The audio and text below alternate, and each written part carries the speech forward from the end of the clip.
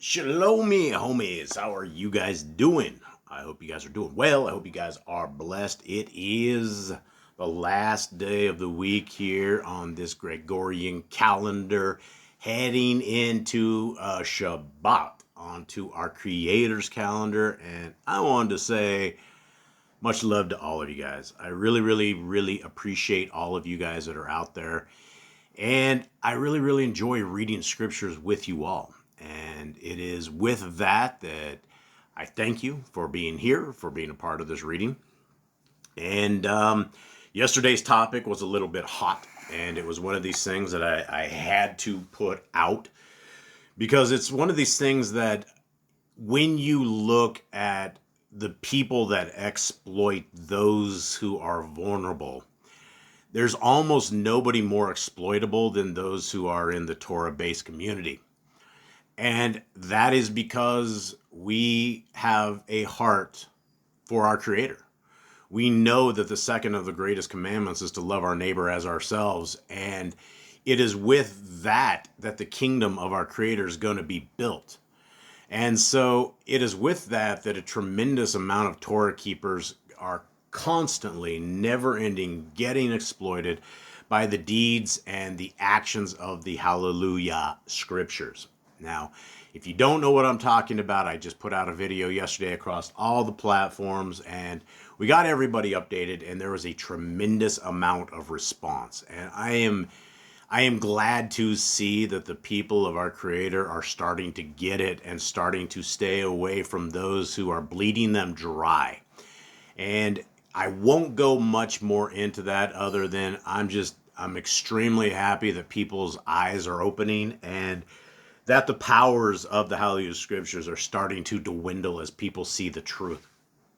That being said, don't let people fall into the trap of this. For those who have not understood what is going on, again, check out the video from yesterday. So today, let's bring this into a positive light. Let's bring this into an amazing light because we are going to be reading the words of our Messiah. And this is where we're reading out of Yah Scriptures. And Yah Scriptures is completely free. You guys can just simply go to Yah Scriptures, put a .com at the end of it, right there, Yah Scriptures. Put those two words together, put a .com at the end of it. And you will go click on downloads, and you have PDF versions, you have Google versions, you have eSword modules. Everything is 100% free of charge. Every possible avenue that we have, that we were able to get the Yah Scriptures out to into hands of people, is where we have been excited to do. And so, guys, you can grab them free. This book is also a limited edition print, and it is still in stock. We still have them in stock. And it is with the purchase of these that we are able to minister into our brothers and sisters in chains. And, that's the one thing about Yah Scriptures is that we did Yah Scriptures. We built this literally on faith. And for those who don't know, I had to take out a very high risk loan to actually get this, not knowing exactly what is going to happen or how it was going to go. But we have been popping these into our brothers and sisters in chains, and we have never denied a single person a scriptures. And so that has been a very good blessing that our Creator has taken that leap of faith, and we have provided. We've been providing this, and I'm hearing from a ton of you guys out there. I know a lot of you guys are keeping Passover right now. Again, high fives to everybody that is keeping Yah's appointed times. But I'm hearing a lot of people have this big blue book. And so it is going around. It is definitely something that has changed the dynamic of the Torah communities. And it is something that we're very proud of even being able to put our hand into, because I take it very seriously when we're talking about having a hand in the word of our Creator. I never did feel qualified. I never do, and I still don't. But because we had to thwart the actions of others, there was no other way that I could find that I would be effective at this. And so the Yah Scriptures is a beautiful reading. It is a beautiful book. And thank you to everybody who has been a part of this.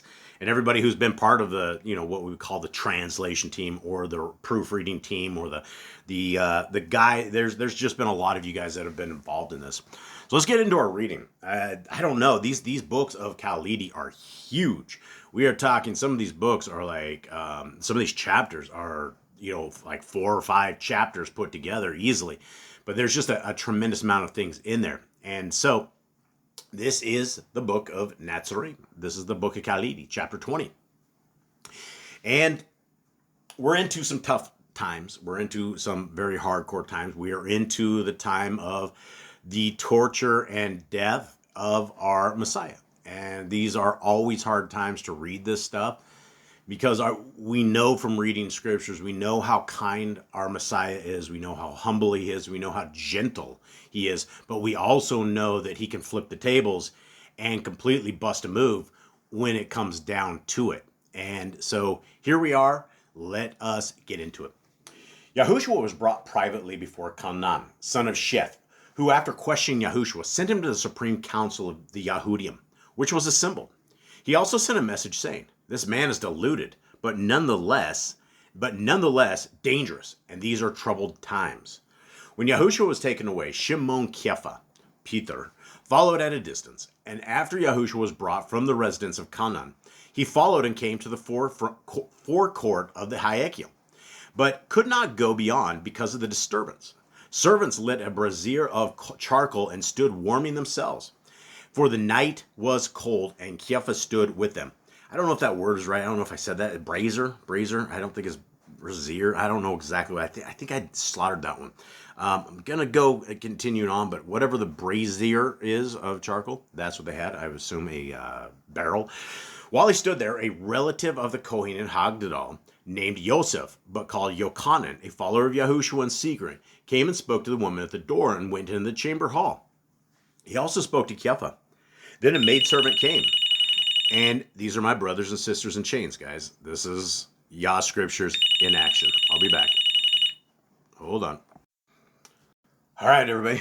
That was another call. That was from the Florida State Penitentiary. And always dealing with all sorts of stuff. Phone line is hot. It is a hotline here. And so let us try to get back into this. And we'll probably start right at 3. Sorry, guys. While he stood there, a relative of the Kohen and Hagdadal, the priest, named Yosef, but called Yochanan, a follower of Yahushua in secret, came and spoke to the woman at the door and went into the chamber hall. He also spoke to Kepha. Then a maidservant came and spoke with the woman at the door, who came over to Kepha and said, "You are one of the Galileans' followers." But Kepha said, "I am no friend of his. You must be mistaken." However, the woman persisted, saying, "Your speech betrays you." Then she cried out to those about the brazier, "Beware, here is one of the Galilean sorcerer's followers." Then the men clustered about Kepha and said, "Certainly you are a Galilean." And some said, "We have seen him with this rebel." Then they said to Kepha, "Why did you not cause trouble? Did you not cause trouble in the Hayekel? We have seen you there." And I'm sure this guy was sitting there with, Kepha Peter was with Messiah as Messiah was raising the roof on that time that Messiah kicked the tables over and busted up the money changers and did all that. That was definitely him. So here we are. We are seeing a little bit more detail than we do in regular scriptures. All we know in regular scriptures is that Kepha, Peter, denied Messiah 3 times before the cock crowed twice. And so here we are, that you're seeing that it was rowdy people, right? These people were accusing him and attacking him and scaring him of his life. And he didn't want to be exposed because he saw our Messiah was taken away. There was nothing that could be done. At least that's what he thought. 7. Then the men said, "The woman is right. You are a Galilean. Your speech witnesses against you." Others said, "He is just a Galilean," and laughed. And, it's funny is that call that just came in, the guy that I was talking to, I'm like, I had never talked to him on the phone before. And he has this, it was kind of a down south. I'm like, oh man, you have a down south accent. And that's the thing, is you write these guys for like a long, long time. And then when you get on the horn with them, it's nothing like you thought. But this guy's from Boston, right? And when one of these guys from Boston, New York, when they talk just like that, and his speech betrayed him. And he's like, yeah, he's like, I was a runaway. I didn't have any family. I was always just on the run. And so he didn't, this is where he grew up, is in the Boston area. So speech definitely betrays people. Kepha then became angry and shouted, "Why do you pester me? I do not know the man. I have heard about him, but not seen him." Bam. That's hardcore stuff. This is the guy that had his head on the breast of Messiah, that like lays with these guys like they are best of friends. And this is where Messiah says, do I have to go through this friendless? And this was this time. Then the other Talmud came out and told the men to leave Kepha alone. He took him by the arm and went through as the gateway. As they went, a cock crew, for the fowls were in the city. And Kepha wept bitterly, for he had failed the test. The other had compassion on Kepha because of the weakness of the flesh. And Kepha said, I will make amends. Then the Talmud took Kepha to a safe place nearby. The Supreme Council had assembled that night in the great chamber of hewn stone within the great Hayekel. Though the Roman law did not permit men to sit in judgment during the night hours, the Supreme Council was afraid because of the mood of the people. And this is one of the big things, and why the Romans basically bowed down to the Jews. They did not want a seditious group of people that were rising up and taking over the city. And if there were not enough guards, enough Roman soldiers in and about, then people would have taken over, and these guys' lives would have all been in danger, the leaders. When Yahushua stood before the council, he was asked, Are you HaMashiach, Elohim's anointed, who will deliver us? Yahushua replied, I could deliver the people, if you would let me do so. The Kohen Hagdadal, son of Canaan, sat with the council, and he said to Yahushua, Are you a Galilean? When Yahushua replied that he was, the Kohen Hagdadal said, Surely, you, being a learned man, know that no Navi will come from that place. Yahushua made no reply. Then a man named Nicodemus said to Yahushua, The Torah does not condemn any man without trying to understand his motives. Tell us why you do these things. Yahushua answered, Is it not written that if the people are to be saved, there must be a suffering deliverer who will also be the anointed of Yahuwah? Nicodemus then said to the council, If this man is what he claims, he is harmless, for he brings suffering to none except himself.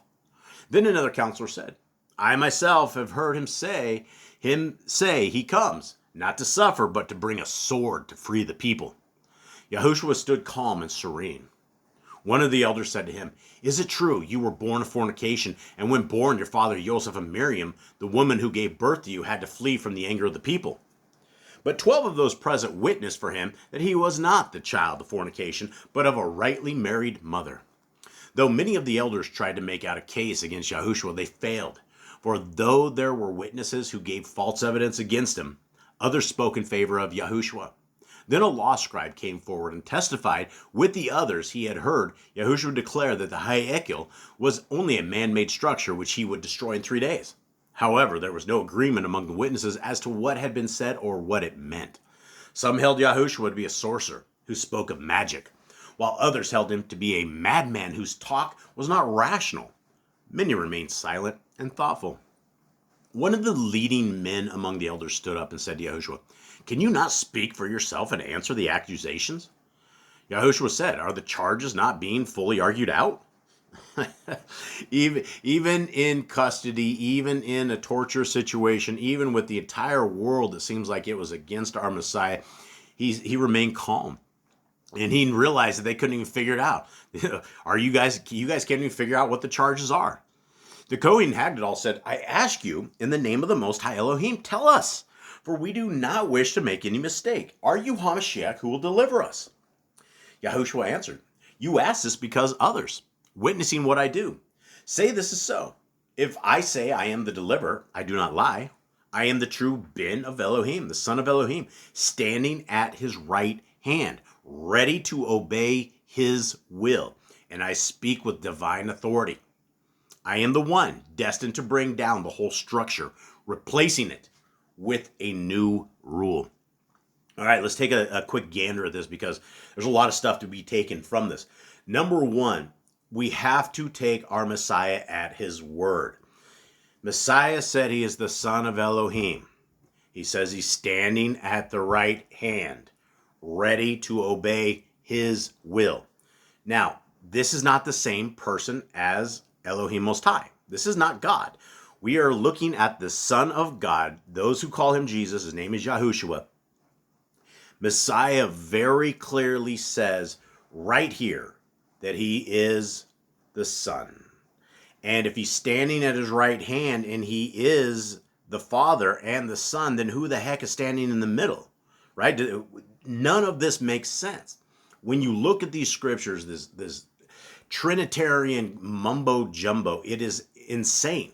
And the majority of the world has been tricked by the hands of Hasatan to think that the Father and the Son are the exact same entity. And it's not. It doesn't make any sense. The creator of the universe did not come down and die at the hands of Hasatan. He allowed his child, his beloved son, to come and take this curse from us and to become the sacrifice. So we need to understand this. Also, replacing it with a new rule. What does this mean? Well, Christians would, oh, there you go. That's Jesus who's coming to save us, and he's full of mercy, grace, and a rebel, flying that rebel pirate flag as he rolls through the streets. That's not the new rule. The new rule is who's going to be our king in the kingdom to come. Who's going to be our governing force? It's going to be our Messiah, Yahushua, delegated by the hand of his dad. This is what it's all about. This entire setup, the entire system is a father-son combo, and the son is coming to be our leader, which is amazing because this is who we need. He will show us our calendars. He will show us our issues. He will unite us as a team and put us where we need to be. 27. Upon hearing this, the Kohen and Hagdadal said, "We need no more witnesses, for we have all heard him blasphemy. The evidence for treason has been given by his own mouth. He is convicted through words from his own lips. What more is required before a verdict?" But there was no little dispute among the elders, for some said, "It is no crime to say, 'I am Hamashiach, who will deliver.' Others said, 'It is no crime for a man to be misguided and deluded. For will not the deliverer be disclosed by deeds with which this man has not performed?' It was also said, 'Is he not fulfilling the nevuah, the prophecy, therefore be wary in judgment?' One of the elders said, 'Let us set the good this man does against the other. And is it not well known that he has a power of healing not in other men? What wrong has he done? He has not called men to arms against Kaiser.' The Kohen Hagdadal then stood up and said, 'If we allow this man to go free at this time, he will stir up trouble. The people will be in ripe for revolt. Then Kaiser will send his legions against us, and the nation will be destroyed. For the hand of Kaiser is heavy. We cannot set the life of one man against the lives of many. And those who would set him free are no friends of Rome, neither can they be friends of our people.' Then some said, 'His crime is against Rome and not against us.' But others said, 'What? Shall he deliver him to Roman cruelty? Shall we deliver him to Roman cruelty?' The Kohen and Hagdadal said, 'This can be no concern of ours. We are shepherds of the people. Let those who speak against Kaiser stand before Kaiser's judgment seat. Let our judgment be that we found him guilty against Kaiser and then leave him to Roman mercy. We have no power to condemn him.'" So I think we're going to roll this one out right here because this is one of these very, very long chapters, and you can see that these people, everybody's washing their hands of what is about to happen to our Messiah. These guys are like, well, let's just give him to Rome and to the Roman mercy, which all of these guys knew and know that the Romans are the most vicious, cruel people almost in all of history. There have been very, very few people that have been as ruthless as the Romans in the way that they treat people, the way they fight, the way that they are as a team. And it is, there's no mercy to it. And they're like, oh, we have no power to condemn him. But simply by handing him over to the Romans, they have condemned him.